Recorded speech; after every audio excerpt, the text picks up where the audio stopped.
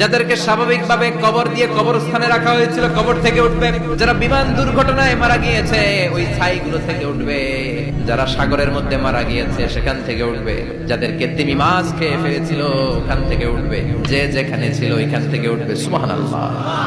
লক্ষ লক্ষ মানুষ উঠে বলবে আমাদের ঘুম ভাঙাইলো কে? ফেরেশতারা বলবে হাযা মা ওয়া'দার রহমান, আজকে হলো ওই দিন যেদিনের প্রতিশ্রুতি রহমান দিয়েছিল। সূর্যটা মাথার কাছে চলে আসবে সেদিন।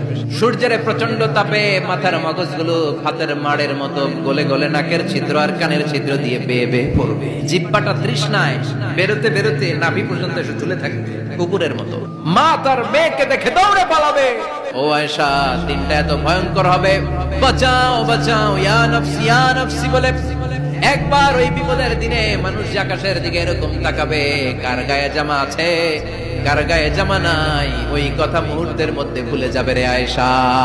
ইমানদার বলে যদি দাবি করেন ওই দিনটার ভয় অন্তরে থাকার দরকার আছে না নাই?